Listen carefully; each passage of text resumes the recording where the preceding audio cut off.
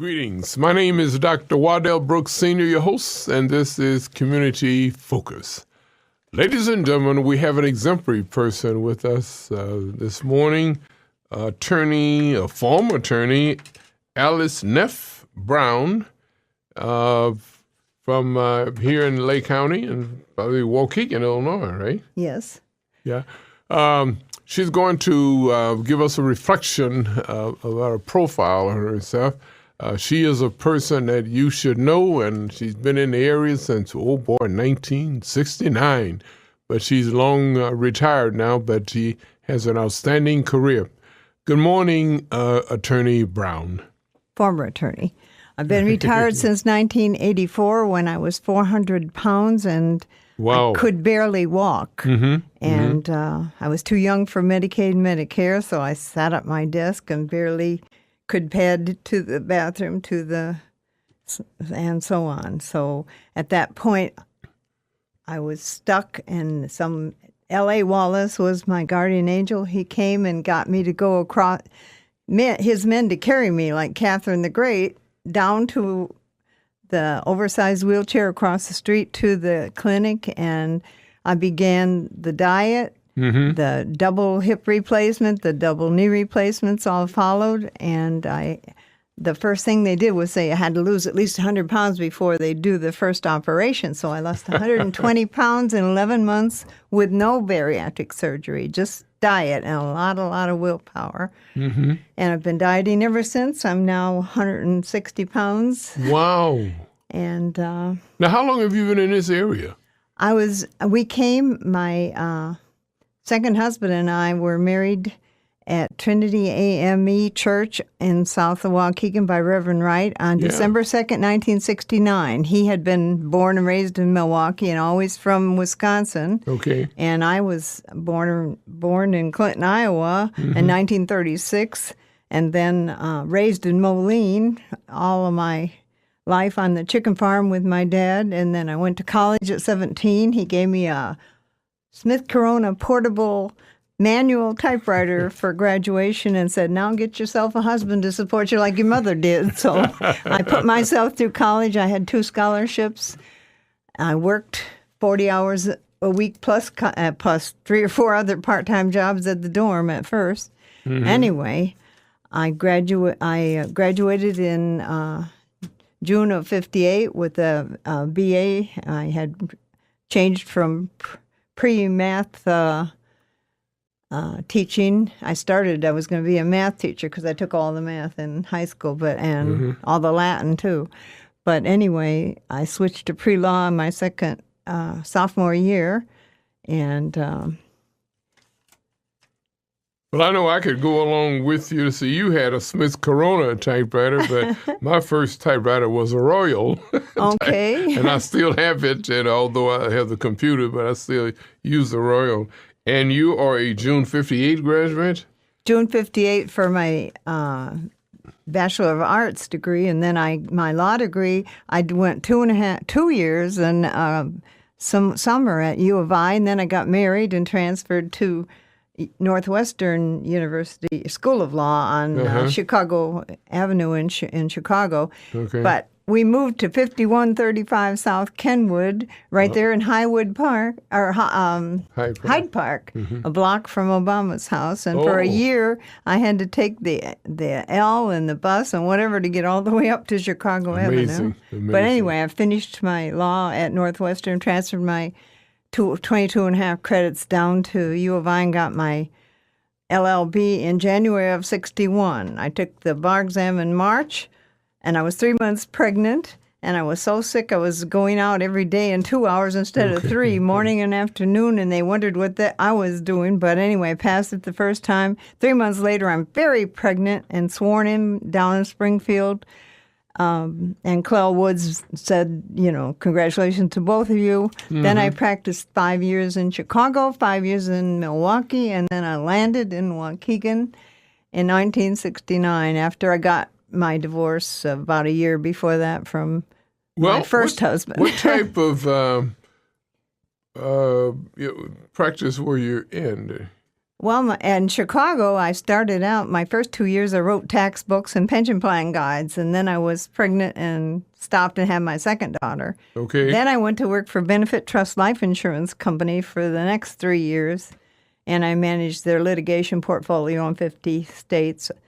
And then my husband, Steve Neff, got transferred to Milwaukee because he was an electrical engineer. He worked for GE X-ray 5 years in Chicago, and then they sent him to Milwaukee. And, of course, in those days, the wife just went along. But they wouldn't give me 5 years reciprocity. I assured them I was riding wheels all the way to the hospital to have my 2 daughters. But they said, oh, my goodness, you've only practiced law for 4 years and 8 months. So in Wisconsin, I had to sit for the bar, which they give only once a year. Because I couldn't get reciprocity. And in Wisconsin, all the Wisconsin lawyers, all they got to do is go to either Marquette or UW in Madison. And even if they're plunking, I mean, just barely on the 71 thing, like Alan Eisenberg, that I worked for his dad, and my first job there, they just are automatically notaries, automatically lawyers, and everybody else who comes from Harvard and Yale and whatever has to sit for the bar. So I'm sitting at the bar, 5 years stale.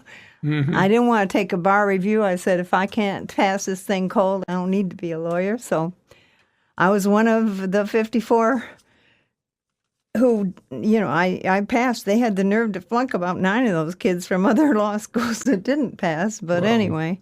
Then I practiced in Wisconsin 1 year with Sid Eisenberg, and he promised to get me in every court in Wisconsin, and he did, and in Milwaukee. I mean, I went to all the prisons in Wisconsin. I visited all of them. I got my legs, and he was the best possible trial lawyer at the time.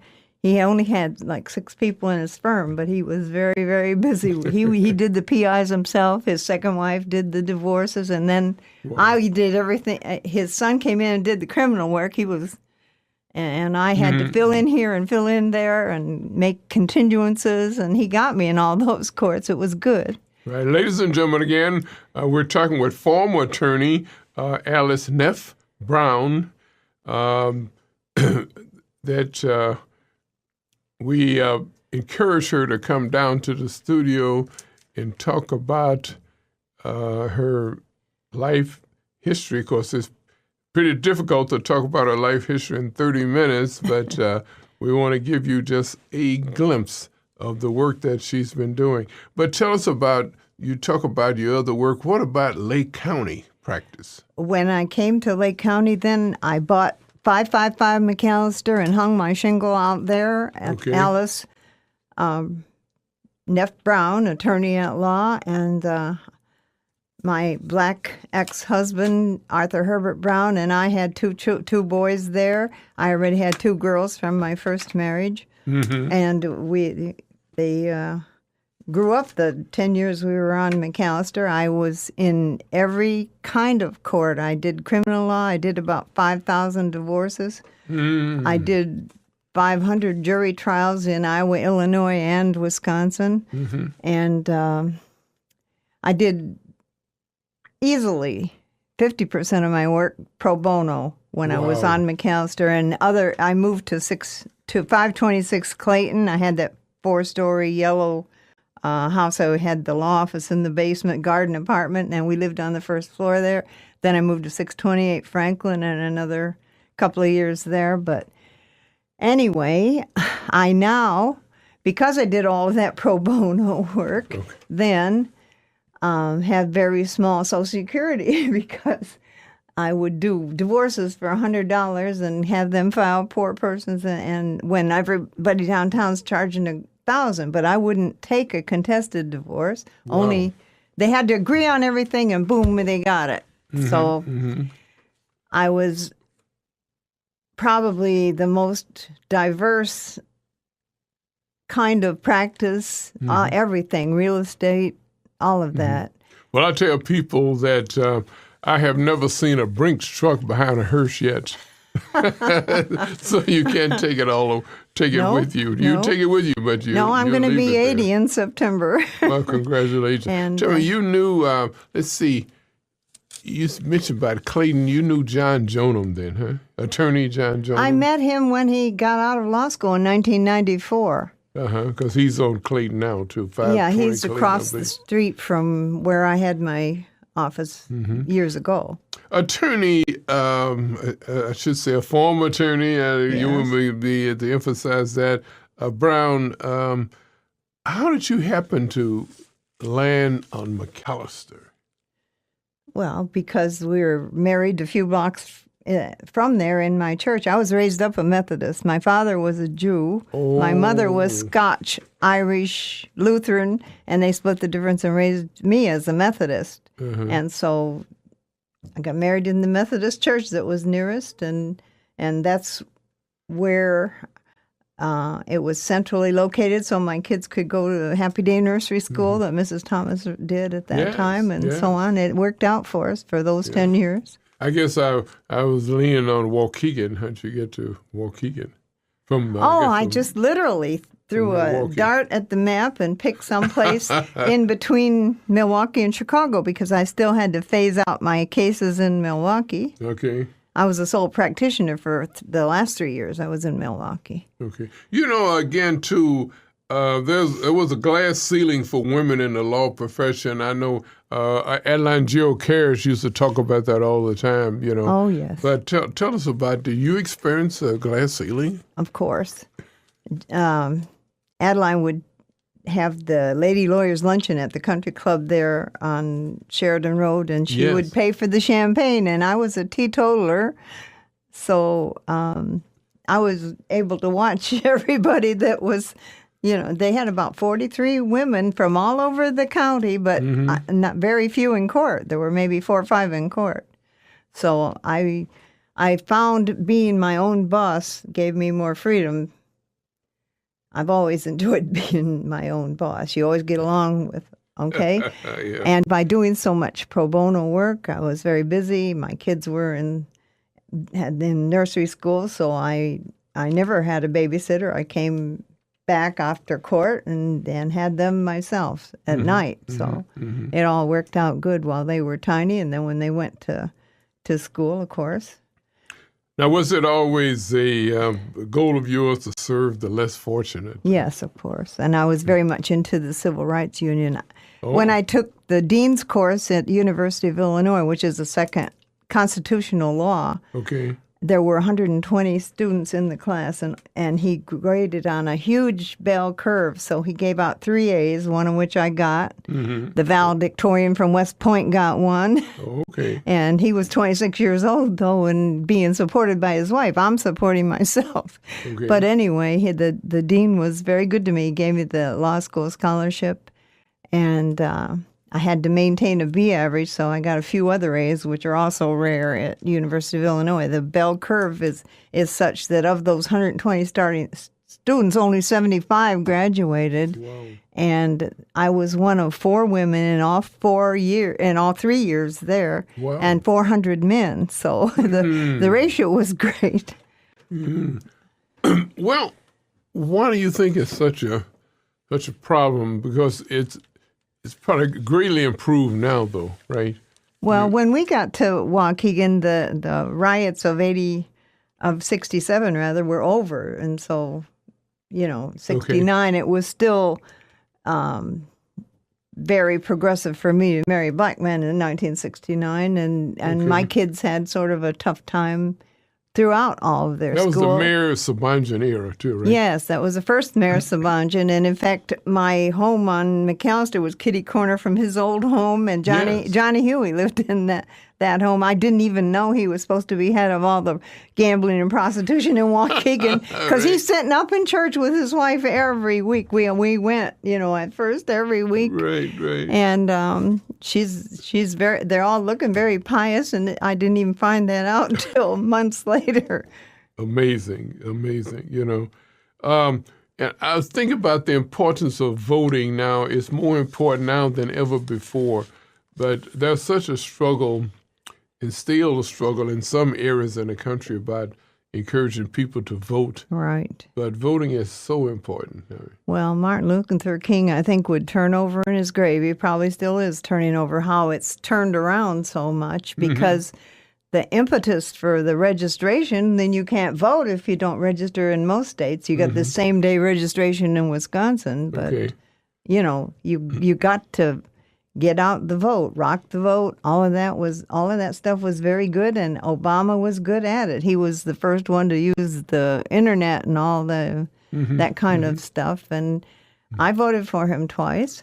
Well, why is there so much apathy in voting? You think it's because of people being discouraged to vote? Well, in Illinois has been pretty much a Democratic stronghold, but then we have had our Republican governors, you know, Edgar and Ryan, and now we have Rauner, and Illinois can be gridlocked just like Washington, and it's a difficult state. We're a broke state, really broke. Yes. Broken in a lot of other ways. They won't do the budget, and it's handcuffing every What is it? Just school? A political thing, huh? Well, it's the same gridlock Obama faced in Washington on a state level. I think they're going to have to probably do something to allow states to go bankrupt if they have to, because these enormous pensions are killing us. Okay.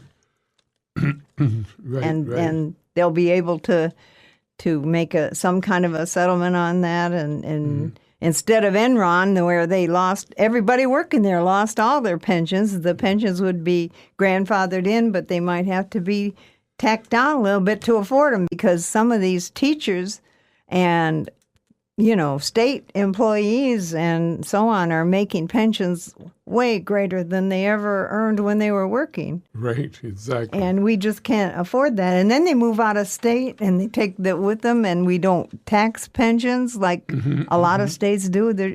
Everything is wrong in Illinois, and that's why we're behind the eight ball. And we're losing population. People leave Illinois, go to Wisconsin, go elsewhere. And then we cannot encourage businesses to come into. It's getting harder and harder. They're leaving. Well, a few have relocated to Chicago, but then they don't stay. Then they relocate. They get their main factories, go to Mexico. And this NAFTA, I think, has sort of, who knows where that thing is going. That was political, too. Everything is political, exactly, too. But when you have trucks coming across the border and they're not even checked, and they're coming, they are bringing drugs, and the drug cartels are causing a problem. I think this is going to be the most interesting election cycle. We have the old Trumpster versus Hillbilly, because Bill's right there with her. It's going to be, it's a package. We know it. One of the greatest things that we heard, and that was last night, when Senator Booker and Michelle Obama, made their great speeches, I listened to every one of them. Unity is what they were Well, Bernie Sanders humbled himself and tried hard to bring it in. I was afraid, I thought they might go to an open convention. He might have pushed for that, and they say that he's going to get 40% of the vote anyway on the delegates, which is hard to imagine. She's going to be nominated, no question. But that last-minute thing with Wasserman and all the proof that she was favoring Hillary over Bernie, Bernie's supporters just kind of went berserk at the convention last night because of that, I think, partly. Right. And who wouldn't? I mean, it was such a last-minute thing. Well, she just went overboard, huh? She just didn't have to do that, right? She had to resign when it came out. It was somebody leaked it to WikiLeaks, or we wouldn't know it now. I mean, and I don't know. Hillary wasn't even asked and won't be asked until the debates. Did she know about that? But she doesn't have plausible deniability because her credibility has been so hit by Benghazi and Bill and all the stuff when they were in the White House. Tell us your take on one nation under God with liberty and justice for all, with the emphasis on justice. Justice. For all, right? Justice is an elusive quality, and we really needed affirmative action, and it was there for many, many years, and now it's turning around, and with this conservative Supreme Court that has been there, they knocked out affirmative action in the Michigan colleges, and they've knocked it out here and there, and it's sort of a ridiculous attitude. Well, this is enough now. Look at we can't have all these doctors and lawyers that are black guys. They might make some money and do some decent stuff and get some people out of prison that shouldn't be there, which has happened over and over and over, because no one can say that the minority population in this country is not disproportionately prosecuted and put behind bars for very long sentences. And this really stupid statement, well, they commit more crimes. They go after them more. When I was in law school, the professor said there are many more murders than are actually prosecuted, and a whole lot of the best murderers are smart white guys that just get away with it. Okay. And they still do at every level. Look at it. Okay. Look at what happens. And privatization of prisons, too, is a big factor now. It's one of the worst things that's ever happened. And the judges are all under some kind of compelling. They're building more jails and more courtrooms to send more minorities to jail. Now they're sending even more women of both, of all colors to jail, more jails. Why? We, as a nation, should not be incarcerating such huge numbers compared to the rest of the world. We are not that criminal. We're freedom, but we're not. I could say I have seen many, many totally unfair trials. How are you going to have still a black man in Lake County and parts of Chicago gets an all-white jury, and the prosecutors cherry pick and use their picks to make it that way. It's just nothing's fair. It's not really fair. And what people outside there are asking, do white people commit crimes? Of course they do. Because they see so many. The jails are just at least 80%.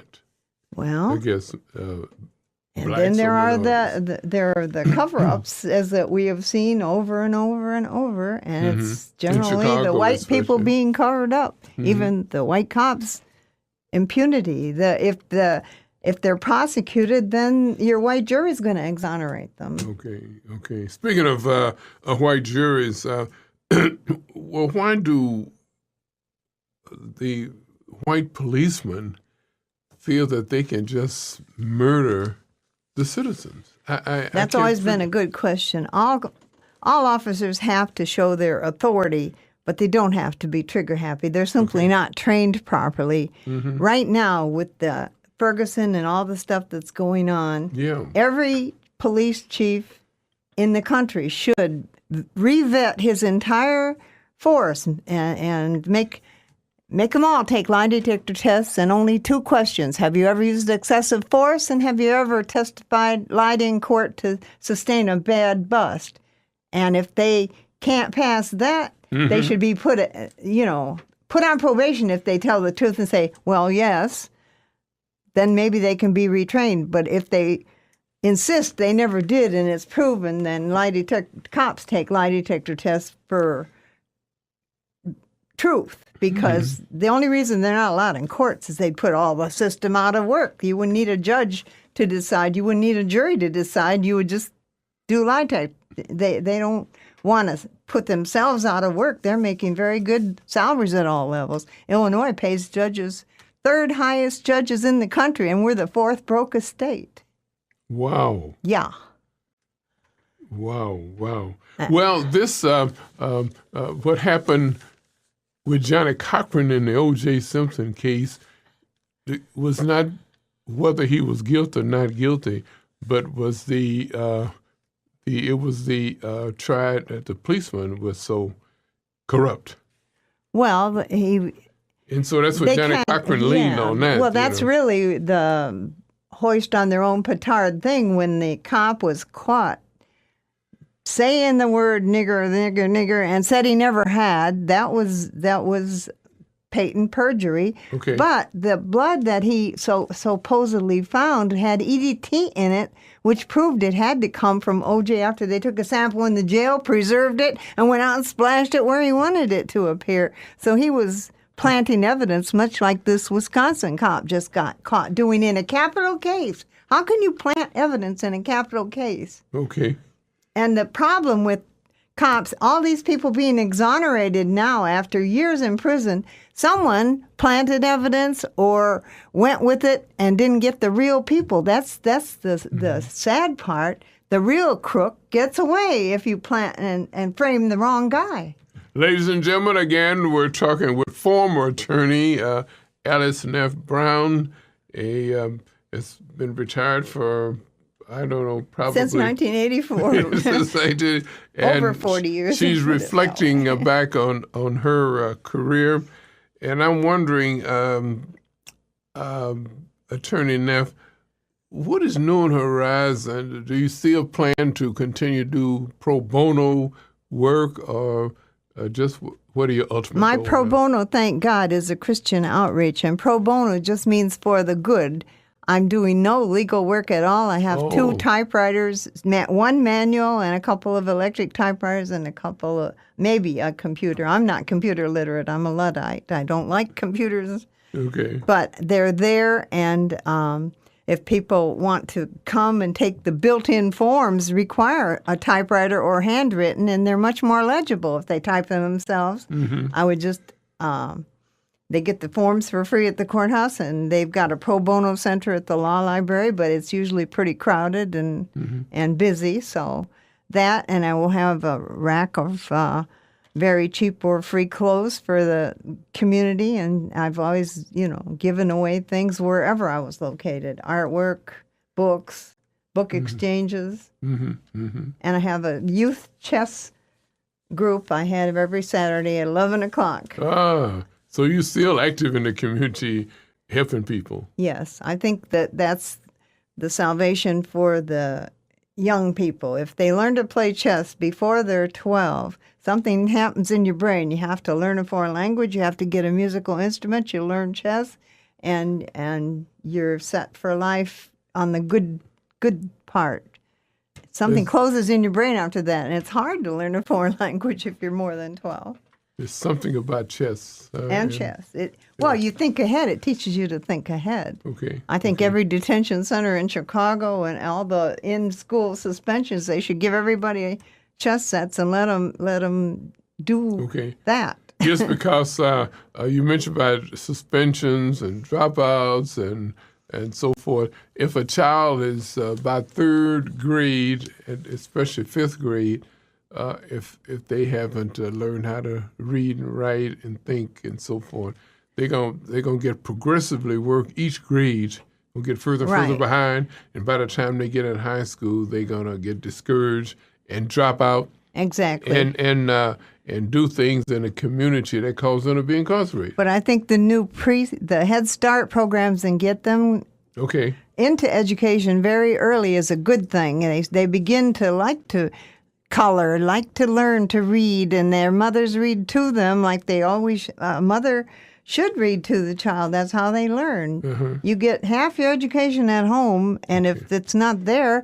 you're losing out. And that's why so many of the minority community are behind, but the preschool helps get a bump on that. And I think the next generation, they're already got computers. They're going to be way ahead of us, way ahead of us, brighter, all of them. Former attorney Alice Neff Brown, we're greatly encouraged that you've taken time from your busy schedule to be with us on Community Focus to let Lake County know who you are. And Lake County, as you know, is approximately 750,000 people and one of the wealthiest counties in the country.